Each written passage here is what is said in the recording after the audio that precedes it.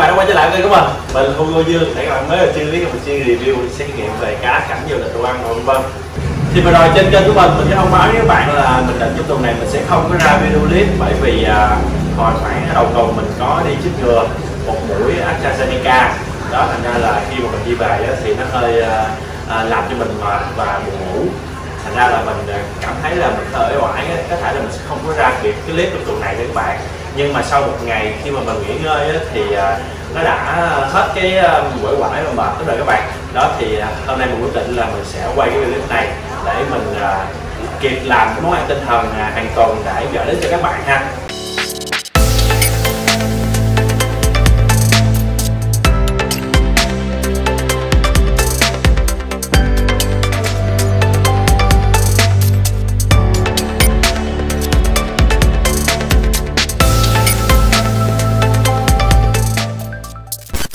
Thì đầu tiên các bạn thấy trong cái hồ này của mình nó có cái gì mới không? Đó thì mình mới gắn một cái cây này là hút đáy với là hút mặt ha các bạn, để mình hay vô cái nắp chụp của cái bơm này. Tại vì cái nắp chụp đó nó hơi cao so với lại cái nền. Đó thành ra là khi mà hút cái cặn bẩn cái kia trong hồ hay là phân người kia trong hồ nó không có được sạch cho lắm. Đó mình mới thay cái này để cho nó vừa hút đáy vừa hút mặt luôn. Thì mình đang trải nghiệm thử xem là nó có hiệu quả hay không, và mình sẽ gửi đến cho các bạn kết quả đó trong những video tiếp theo. Đó thì chắc là sẽ có nhiều bạn hỏi là cái cây này gọi là cái cây gì và bán ở đâu. Thì cái cây này á là mình search trên Shopee á, là nó gọi là cái cây hút mặt hút đáy. Thì cái cây này á là nó sẽ gắn vừa với cái bơm của mình. Ở đây là cái bơm mình sử dụng là bơm, mình nói lại là bơm Baoyu 103. Thì cái video clip mà mình review cái bơm này mình có để trên cái link đó trên đây nè. Đó các bạn bấm vào cái dấu chấm than ở trên đây thì vô xem được cái video clip đó ha. Cái này mình mua là hình như là mình nhớ là 250.000 là chưa tính ship khoảng mười mấy 20.000 nữa thôi các bạn.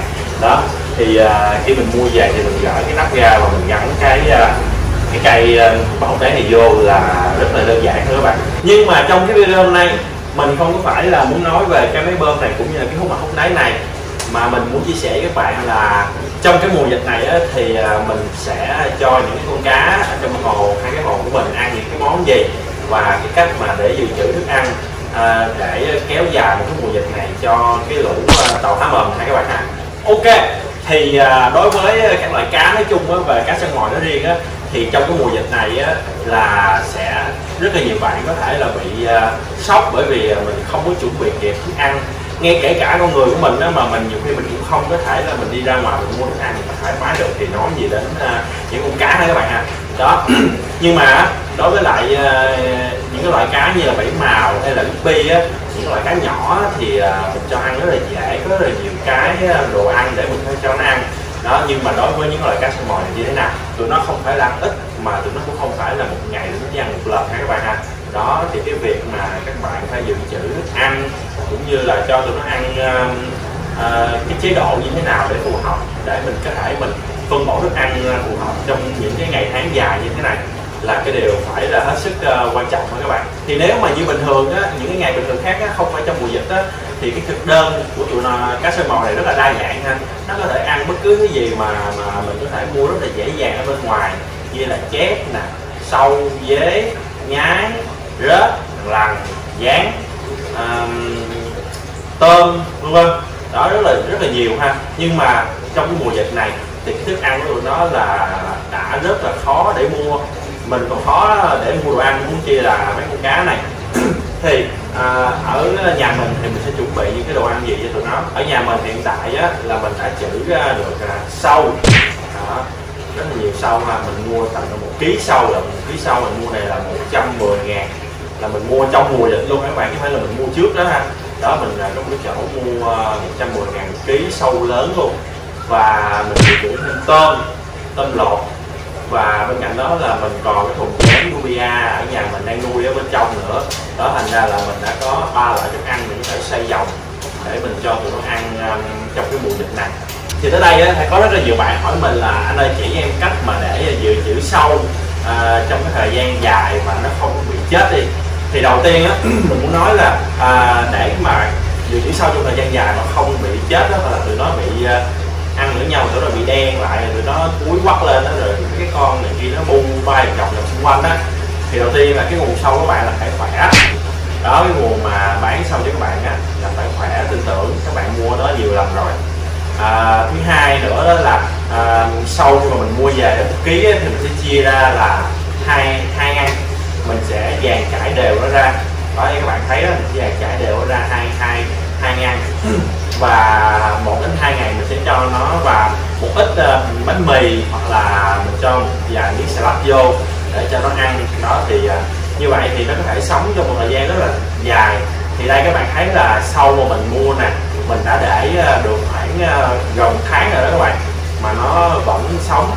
Nó cũng có chết đó, nhưng mà nó không có chết nhiều quá, nó vẫn sống, nó vẫn bò đúng lúc các bạn ha. Ok, thì bây giờ mình sẽ bắt đầu cho tụi nó ăn các bạn ha. Các bạn muốn là mình cho ăn bên hồ nhỏ trước hay là hồ lớn trước đây ta? Ok, thôi bây giờ mình sẽ cho nó ăn bên hồ lớn trước đi ha. Tại vì hồ nhỏ này giờ mình đã có một số clip quay về nó nhiều rồi. Đó, bây giờ mình sẽ bắt lại cho nó ăn bên hồ lớn trước để quay cho các bạn xem ha. Ok, bây giờ mình sẽ bắt đầu cho cái hồ lớn của mình ăn sâu và ăn tôm trước ha các bạn ha. Thì bây giờ mình sẽ tắt lọc trước. Đó, mình tắt lọc để nó không có hút cái con sâu xuống dưới đáy nha các bạn. Rồi bây giờ mình sẽ cho sâu vô. Every moment tonight they led me to you. Every single time you look at me I lose it too. Why don't you come sit next to me? Let things happen naturally like it used to be.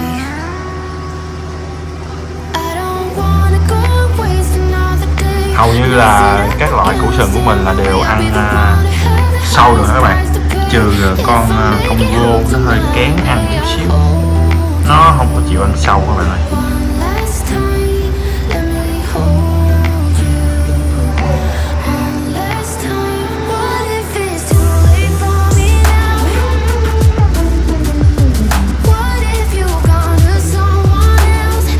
Đây là con Coliba.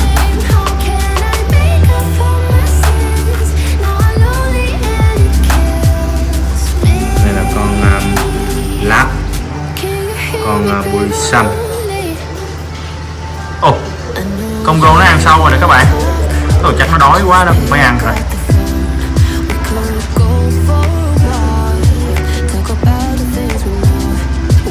Nước bắt đầu đục rồi các bạn ha. Cho tụi nó ăn sâu là vậy đó, nó ăn xíu là nước bắt đầu đục rồi. Đây là con củ sừng hoàng đế. Con này là nó bị bệnh, mình có chữa trị nó trong cái clip mà nó bị sức ép của nước á đó, mình chữa trị bây giờ nó khỏe rồi các bạn, nhưng mà nó hơi bị tật chút.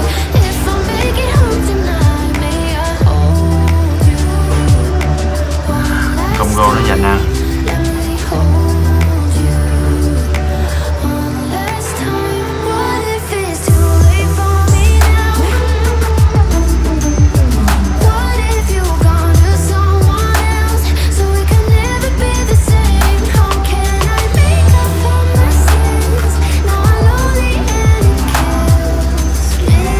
Là con bô ly xanh của mình.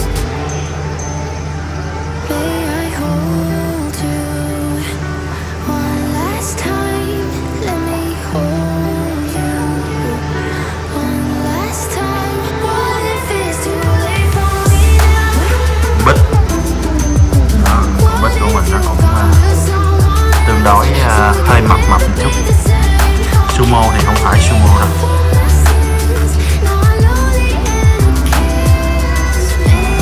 Rồi bây giờ mình sẽ cho thêm một đợt sâu nữa ha các bạn. Đợt này là nó ăn hết rồi. Nó ăn hết sâu rồi.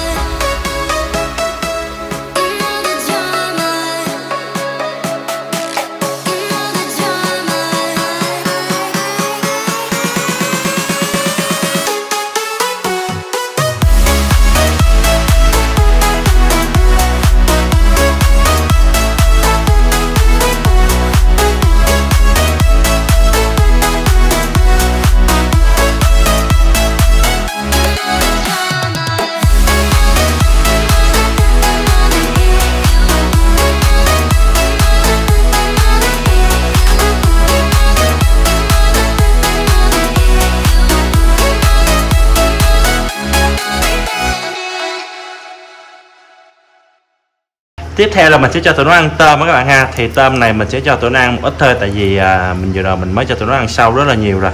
Đó, mình sẽ cho tụi nó ăn vài con cho có vị thôi. Đó. Thì tôm này các bạn để trong ngăn đá ra thì các bạn rã đông nó một chút, rồi các bạn bỏ vô hồ, hoặc là các bạn có thể bỏ thẳng vô trong hồ luôn cũng được, tùy loại cá ha các bạn ha.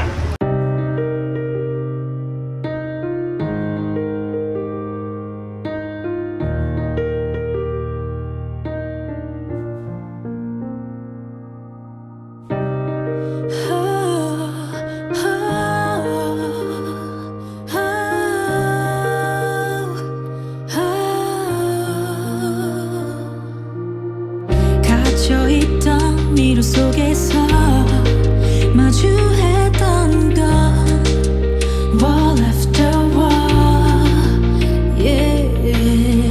정해진 길 찾게 되길 난 기다리진 않지. Con Congo này của mình rất là thích ăn tôm các bạn, nếu là tôm lợn. Đó, nó ăn hết luôn á, cũng được nè.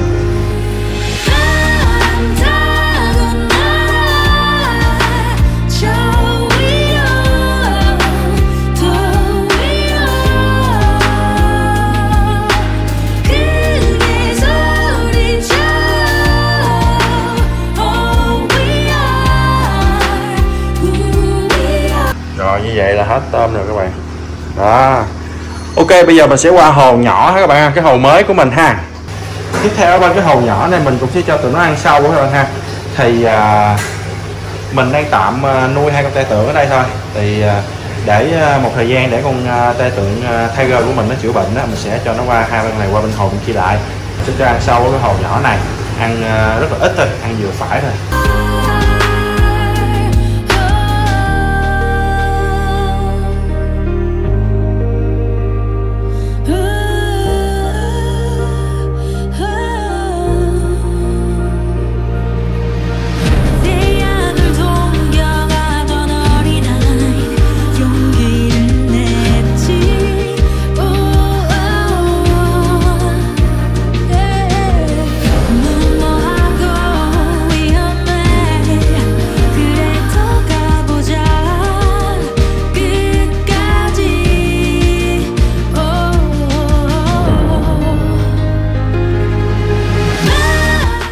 Và ở bên dưới cái hồ mới của mình á, là cái hồ nhỏ mà mình nuôi 2 con củ sừng xám lông phiên với lại 2 con boli vàng các bạn ha. Đó thì bây giờ mình cũng sẽ cho tụi nó ăn luôn. Ở đây thì tụi nó cũng ăn xong nhỏ luôn các bạn.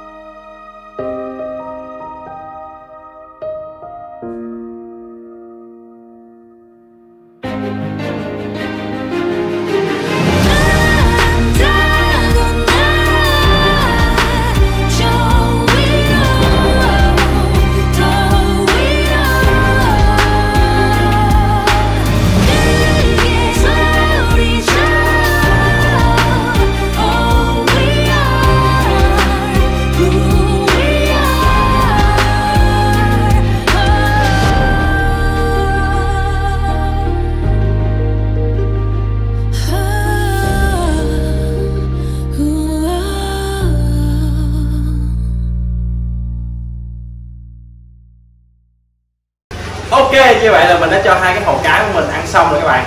Và cũng đã chia sẻ với các bạn là cái chế độ ăn uống cũng như là cách dự trữ thức ăn của mình trong cái mùa dịch này. Hy vọng là các bạn sẽ tìm được cái nguồn thức ăn hợp lý cũng như là cái chế độ ăn uống phù hợp cho cái hồ cá nhà các bạn để có thể kéo dài đến khi mọi chuyện trở lại bình thường các bạn ha. Như vậy là cái video của mình ở đây kết thúc. Bên dưới clip của mình có một nút đăng ký, subscribe để các bạn một cái chuông để phát sinh. Nếu các bạn thích clip của mình, bấm vào cái nút đăng ký cũng như là cái chuông ủng hộ thêm cho mình động lực ra những cái video hay bổ cho các bạn nha. Mình là Hugo Dương, cảm ơn các bạn rất là nhiều. Bye bye. 'Cause I got